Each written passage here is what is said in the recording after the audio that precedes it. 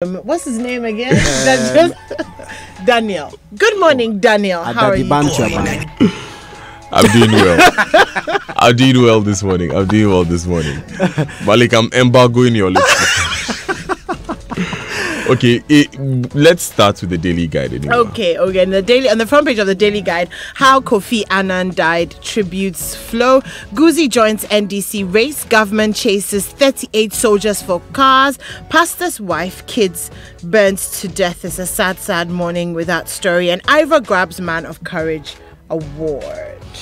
The New Crusading Guide newspaper has the same Kofi Annan story on the front page, but also on the front page of the Crusading Guide newspaper, fire kills SDA pastor's family-in-law at Dansoman, and University of Education Winneba to build 8 pavilions to absorb double-track graduates. Those are the stories here. Front page of the Ghanaian Times and all the newspapers pretty much carrying the sad story of the death of the former UN Secretary General Kofi Annan. Presidents and the world leaders are joining to mourn his death. 5 perish in fire outbreak in Dansoman. Rebel threat hampers Ebola fight in DRC as disease kills 44. So yes, Ebola is back in the District Republic of Congo. And farm labor gets 12 months for stealing fowl. You mean the Democratic Republic of Congo? Okay. Did she say Dr. Congo? I said district. You said District Republic. Democratic Republic. I understand. This is Hotline. The Finder newspaper also has the same Kofi Annan story here. Republic Bank meeting, Bank of Ghana minimum capital requirement, free SHS double tracking, law double, that's Professor Fulbroni, and President pays glowing tribute in honor of J.H. Mensah. The Gold Street Business, limited mobile money tax under consideration. Future budgets will reflect SDG targets. Golden Star acquires $125 million investment, and agricultural value chain needs more partnership. I have the Business and Financial Times newspaper. Rent advance to be pegged at 1 year maximum as Cabinet peruses revised rent law. Infrastructure deficit will affect quality. Goro boys are back after passport booklet shortage hits Accra. Those are the stories here. The Ghanaian Observer, dump Mahama, that's according to Backbin. Also the Guzi Tando story here. Obingfo's docket has been forwarded to the Attorney General, and acting UEW Vice Chancellor endorses double-track SHS system, says policy is the best initiative Ghana has seen. Anyone who is saying they should dump Mahama? Alban Backbin. The way she mentioned the Backbin, I thought it was some other name. The Daily Statesman newspaper, directors of education endorse double track. Ghana flags fly at half-mast in honor of Kofi Annan. Those are the stories here. The last story, Minister deflates NDC propaganda on Eastern University. That's a Daily Statesman newspaper. Daily Heritage, minus blast government over uncertainty in lifting ban on small-scale mining. Let's spend money on the living and not the dead. That's according to Palmer Buckle. He says that's a Ghanaian's Kofi Annan story, also on the front page of the Daily Heritage.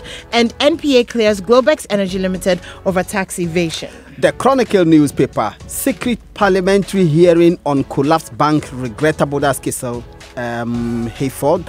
Also on the front page of the Chronicle newspaper, YEA to employ 3,000 youth next year and lifting ban on small-scale mining is premature.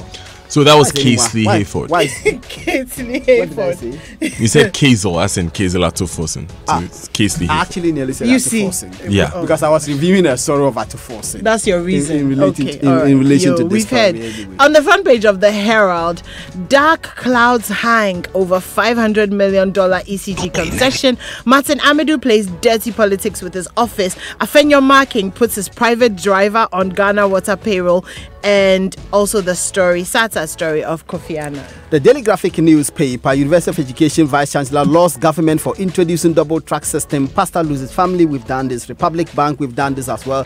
Back page of the Daily Graphic newspaper, ASEC send Eduana parking out of Confederation Cup. Those are the stories here. Yes, and finally from me, for the today, pretty much the same stories. Kofi Annan, also Backbin telling the Volta NDC group to reject Mahama, and also that story about the fire at Dansoman. I'll begin with you, Enimwa, as we deal with the sad death of Kofi Annan. News broke on Saturday. I remember putting on the platform that this is one story I hope we got wrong.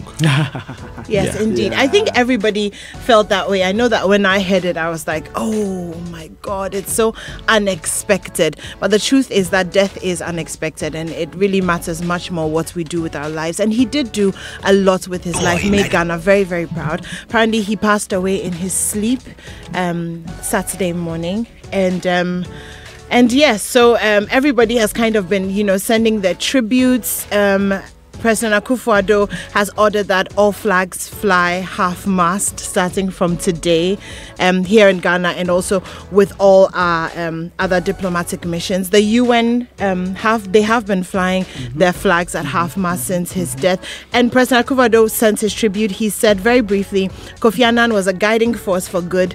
It is with profound sadness that I learned of his passing. And in many ways, Kofi Annan was the United Nations. Absolutely. He rose through the ranks to lead the organization into the new millennium with matchless dignity and determination. And yes, he was the first and at the moment the only Secretary General to have risen through the ranks of the United Nations. He's also the only person from sub-Saharan Africa to have led the United Nations, and in so many ways made us really, really and he proud. did that in dignity and with honesty and integrity and determination. Absolutely, and with courage. Yes, because you have to remember that he stood up against strong forces. He and did. I remember very well his fights with John Bolton, who was the US Secretary to the UN at the time when he opposed the Iraq invasion. And I remember when he delivered his last speech at the Harry Truman Library when he was leaving the United Nations, that they had my notepad and I was taking notes. And you were tearing up as well. Absolutely. Yeah. It was a fabulous speech. He also spoke last year, right? Yes, he spoke last year at the Kempinski Gold Coast City Hotel. It was an afternoon with Kofi Annan organized by MOBA, and I had the privilege of attending. It was a very profound lecture he gave. That was when he told that story that a lot of people remember him by now. Yes. So the story goes like when he retired from the UN, he spent 3 months with his wife Nan in Italy, and there he was cut off from the rest of the world. He no newspapers, no TV, none whatsoever. So after those 3 months, he's coming out and he's going to buy something at a shop, and he's at the shop, and this man looks at him like he recognizes him, and at that point he's telling himself, oh, I've been made out, I've been recognized. So the man walks up to him and he says, Morgan Freeman. I know. And whenever you listen to the late Kofi Annan, you always had that hint of this man, so he's I'm told he also told the story as the Continua Kwemu lecture, organized by CDD. But you always got the impression that he was this man. I remember he spoke at, and this is a speech I watched later. He spoke at the 100th anniversary of the 100th birthday of his former headmaster, or his former headmaster, F.L. Bartels, and that is when he told the story of when he led a demonstration in the Fanspim. How there were agitations over dining hall food, the quality of food in dining hall. I remember listening to it and I said, yeah, so your time too. But anyway. And you imagine this man leading a demonstration. And he says he was called to the headmaster's office. And the headmaster then told him, these are the words of Kofi, and the headmaster then told him that, if he had a challenge, he should have come to him. He should have come to the headmaster to come and address those challenges. He said, how do you expect me to go and face my headmaster? Know, right? And at that point, you don't want to imagine Kofi Annan as a young boy. Yeah, but I spoke to, I'm going to say this finally. I interviewed his friend yesterday, his friend from his days in the Fanspim, Dr. Anjoa Naniakutu, who also worked in the UN for some 24 years. And he told me something very profound. He said that when they were in Fanspim, if you had asked him to pick out someone who would be a UN Secretary General, he would never have picked out Kofi Annan. Wow. He said that there was nothing exceptional about him. But that alone shows how when you apply yourself and you work hard, even the most ordinary of people, even the most regular of guys like Kofi Annan, can rise to become like that. And it was very humbling listening to it like that, and I believe that that's one of the best legacies that Kofi Annan would ever leave. Absolutely. That a boy from Kumasi can rise to be the leader of the world. And a as suggestion we is being know made it. that the name of the airport should just be changed to Kofi Annan International Airport. I don't think we have enough things to KIA. name after Kofi Annan. I'll be very honest with you. Yeah, I don't think we have enough monuments to name after him. KIA would be such befitting. Yeah, it would be. But my personal opinion, really, there is no need, because we don't have enough monuments in the world to name after him. So if we left Kotoka as it was, it wouldn't really make a difference. Well, so let's move on. Let's do rent advance, right? So rent advance is going to be pegged at 1 year. 1 year henceforth, because we know that many people have complained about insane rent advances in some cases. Yes. Oh, the 2 years is even lower. In many cases, when I left the GIJ, the first rent I paid was 3 years. Oh wow! Yes, I paid 3 years, and even before it ran out, they started asking me for more money. And those who rent shops and other places, it can go as far as 10 years. And if you read even law cases, you would find that in some instances, as long as 10 years rent advance is taking. I remember that in 2016, the government, the Ministry of Works and Housing at the time, was also making efforts to reduce it. In fact, at that time, they wanted to reduce it to one month. And I remember Samson Ahini, what's the name? Samson Lade Anyanini and Samson Ahi. Samson Ahi was Deputy Works and Housing Minister at the time. Yep. And he said that they had meetings at Dodowa and they had agreed that they should go to Parliament with an amended Rent Act, because the current Rent Act is 1963, a very old law, which says that you can only take rent advance of 6 months. And of course, we know that this law has been held in abeyance, and people take as much as 3 years for residential, 10 years for shops and all of that. At the time, they wanted to make it 1 month, and I remember people saying, this is not feasible, it can't happen. Well, Atachia, who is the current Works and Housing Minister, is saying they want to make it 1 year. He believes that this is a middle ground for both property owners and for prospective tenants as well. But we have a huge housing deficit, and that's where the real problem is, because in rent, it's a seller's market, not a buyer's market. Absolutely. Yeah, so the seller can tell you, okay, in that case, I won't accept your 1 year rent advance, and really you have no power over him. If you don't like it, go. Exactly. Absolutely. Yes. The other problem is that even many of these facilities that are rented are of low standard anyway. The grader says that 50% of the homes which are up for rent are actually below the required standard. Wow. Yeah. Enima, take us to that other story of the pastor who lost his family. Another really, really sad story. Five people have died. They burned to death at dawn yesterday. So apparently there was a fire in Dansoman. Started around 5:30, between 5:30 and 6. So it's a 2-story building, and the lady downstairs, well, she survived. The 5 people upstairs were burned to death. So the fire started around 5:30. The lady downstairs could smell the smoke, so she woke up. She was able to escape. And when she came outside, she could hear the people upstairs screaming. Apparently, they were trapped in. This was her mother. So it was a pastor's wife who's dead, and she had just had a baby about 3 weeks ago. So her mother had come to stay to help with the baby. So there was the mother, her mother, the baby, their other child, and then her mother had come with as well. All 5 of them lost their lives yesterday, which is really sad. Investigations are underway. There's no suspicions of anything dodgy. So doesn't seem to be arson. It seems to be really just a domestic fire, and it's really sad. There's so many questions being asked, especially about safety and about escaping. And like you said, 50% of homes are not to the standard, because as part of regulations, there should be a fire escape, with houses and stuff like that. Our hearts go out to the pastor, to the family, to everyone. It must be a very difficult time. Yes, we're with you in our thoughts, and we're sending you our prayers, and we pray that you are comforted by God at this very, very difficult time. Amen. Malik, bring us that story in response, and I'll read this text from Abena from Tema. She says, Daniel, good morning. I'm very concerned about the passport shortage issue. I've been going there for 4 months now. All the time they tell me to come after 1 month, but a colleague of mine paid 200 Ghana cedis and got his the next day. If it can be done, Why the delays and corruption? Malik, what are the papers telling us about this? Well, so what we know is that the Business and Financial Times is reporting that Goro boys are back. I don't know if they left because they have always been there, because we have refused to fix the fundamental challenge of, like what you said, shortages. Daniel, in July 2014, we reported Passport Office rationing booklets because there were shortages. In March 2016, we reported again there were shortages.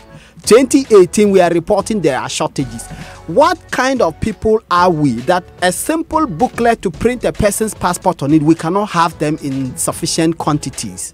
And how do we not know that we have to procure these items and make them available? So we have created conditions of shortages, and these shortages are artificial. We create them, and because people need these documents, they have to pay. And once you are prepared to pay, you can't get it. Like this texter is saying, I know somebody who couldn't perform the Hajj this year because they applied for the passport. Even though they paid more than they ought to have paid, they paid 800 Ghana cedis. Wow. They couldn't get the passport until after 4 weeks. And by that time, it was too late for them to pay, so the person couldn't perform Hajj. Now, the passport office... It was too late for them to go. Yes. By the time they got it. Absolutely, because you have to pay to the Hajj board by a certain date. Exactly. And because the passport was not ready, they couldn't pay. They waited and waited and waited. And this person took the money and was promising them. And now the passport office issues a statement saying that urgent steps are being taken to address the problem. The passport office will focus attention on priority cases, which include ongoing Hajj, medical and emergency cases and all of that. I just know somebody who couldn't perform Hajj because the person couldn't because have of their this passport. one. And I just told you, 2014, 2016, 2018, we have reported shortages. Why can't we do what the DVLA has done? Just create conditions where if people want to pay and can pay, they will get they have like an express service. Yeah. Now you say the passport, there are two passport forms, 550 Ghana cedis and 100 Ghana cedis. The 50 Ghana cedis you take regular. You have 15 working days, then you can get it. 100 cedis, you have 10 working days. But we know that this is just on paper, that in reality this doesn't happen. That if you are sufficiently connected and you are willing to pay, you can get a passport in this time in 1 day, even if you bought 50 Ghana cedis.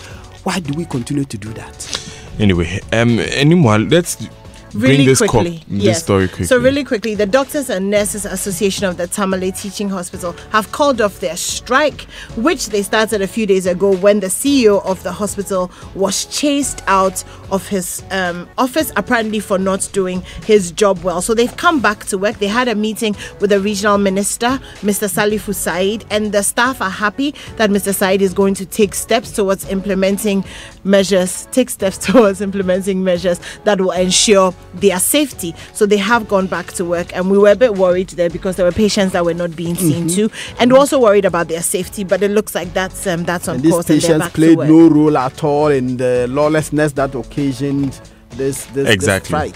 Exactly. Yes. Right, guys, thanks. Let's go online now. And the online news review is brought to you by Zenith Banking, your best interest, Goil Good Energy. Download the Safe Doctor app now from the Google Play. Safe Doctor, the future of better medical care. Now, the Skills Development Fund invites all micro, medium and small enterprises across the country to apply for grant support to improve the capacity of their workforce for enhanced productivity and competitiveness. Public and private training institutions are also invited to apply for support to develop innovative training content for the private sector. The application window is open till 31st August 2018. Enterprises in agribusiness and renewable energy sectors and those owned or managed by women are especially encouraged to apply. To apply, visit sdfghana.org. Skills Development Fund, skilling Ghana for sustainable development. Now, you've got great love for your vehicle. You want the engine to last longer and perform to its maximum. It's okay. Goil has the new super synthetic 5W20 and 5W30 lubricants for you. These specially engineered superior engine oils work efficiently on all modern petrol and diesel engines. They clean, protect, reduce fuel consumption, prolong oil change intervals, and enhance engine performance from startup till you switch off. Go to any Goil filling station and grab the new Goil Super Synthetic 5W20 and 5W30 lubes. Engineering innovation for your vehicle has arrived. Goil Good Energy. Now is the time to own a Zenith MasterCard. Apply for a Zenith MasterCard debit or prepaid card from any Zenith Bank branch nationwide and enjoy two great things: no issuance fee and a chance to receive a gift of a prepaid card with a preloaded amount of the CD equivalent of $50. Isn't this exciting? Don't be left out. Sign up for your Zenith MasterCard debit or prepaid card today. Offer is available to account and non-account holders. Terms and conditions apply. Zenith Bank, in your best interest. MyJoyOnline.com begins where Unibank shareholders criticize BOG, cite KPMG for conflict of interest. That's on MyJoyOnline.com. We'll also be going into more detail with that statement later on the show. Passion Air welcomes aircrafts to begin domestic operations, and there's a new domestic airline carrier here. Josephine Annan Ankoma is EcoBank's new group executive. EcoBank Transnational Incorporated has appointed Mrs. Josephine Annan Ankoma as its new group executive in charge of commercial banking. And you know, Josephine Annan Ankoma is the wife of Ace Annan Ankoma. It's a very, very powerful couple, I should say. So congratulations, Mrs. Ankoma. All the best in future endeavors. And the BBC also carries Nigeria unrest, deadly attack on village in Borno State. Suspected Islamist militants have stormed a village in northeast Nigeria, killing several people. Get all those details on bbc.com. It's time for the BBC News, and we'll take these important messages and we'll be back after the BBC News with more of the Super Morning Show. Stay with us. This was Kwame's life before